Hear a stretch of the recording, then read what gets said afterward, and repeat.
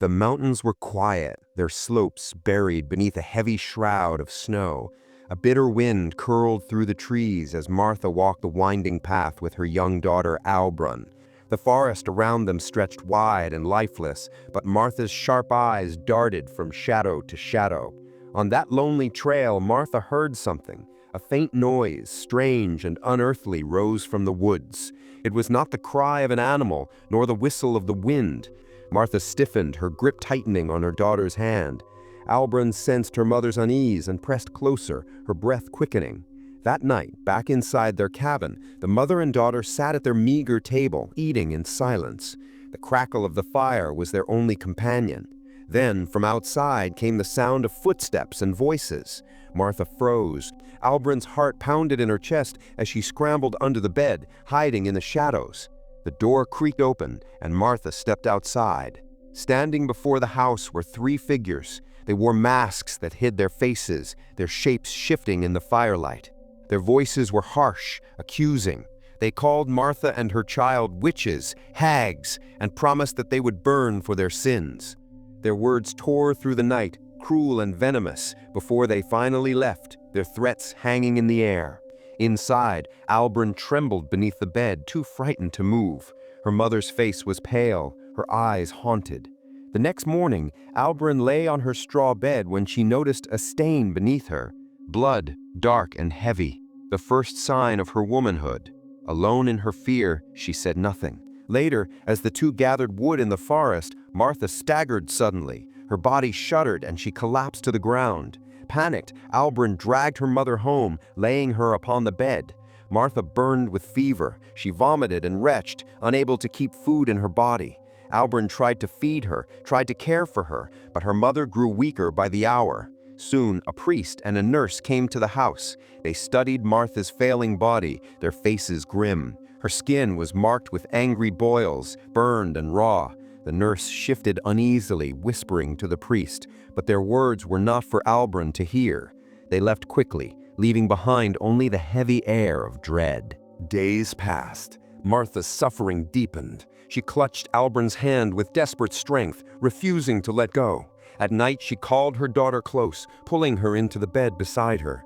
Albrun, weary and frightened, obeyed. But as she lay there, Martha's grip changed. Her hand wandered to places it should not go, her laughter sharp and cruel. She touched her daughter with a sickness in her soul, and Albrun, frozen with horror, could only endure. Was her mother truly a witch, cursed and vile, or had her mind simply broken under disease? Terrified, Albrun fled to her room. The night filled with strange screams, inhuman and shrill, echoing from her mother's chamber. When Albrun finally dared to look, Martha was gone. The room was overturned, her presence erased into the dark woods beyond. The next day, Albrun searched. Her small feet carried her through the forest until she found the body. Her mother lay lifeless among the leaves, her skin pale, her limbs stiff. Snakes coiled across her corpse, their tongues flickering.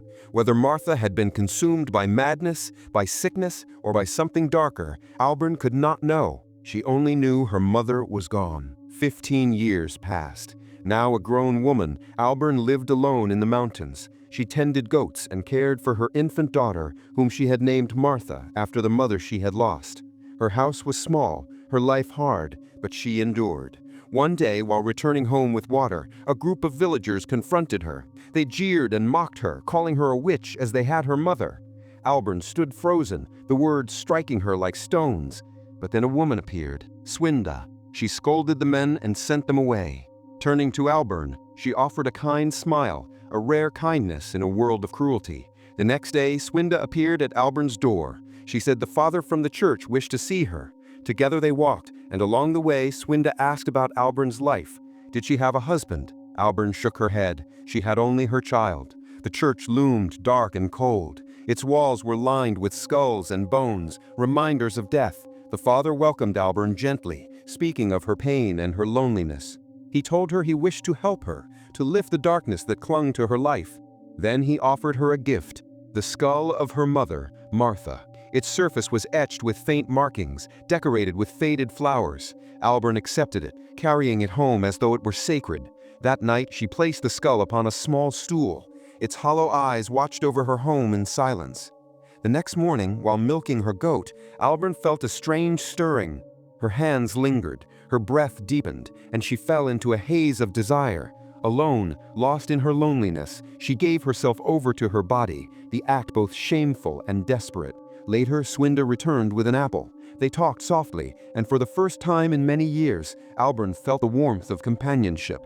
Yet when Swinda's eyes fell upon the skull, her gaze grew strange, unreadable. That night, as Albrun lay with her child, she heard a voice outside, her mother's voice, calling from the forest. Fear gripped her, but she forced herself to ignore it, crawling into bed.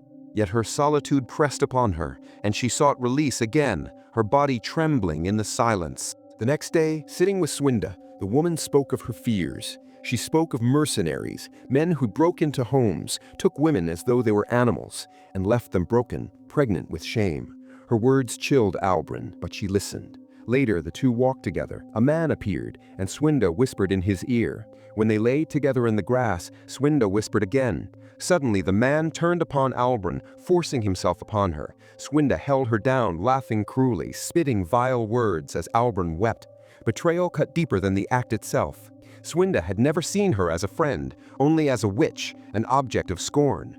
When it was over, Albrun stumbled home, broken. Her goats were gone, stolen. One remained, its body strung up, mutilated. She collapsed, sobbing, her grief twisting into rage.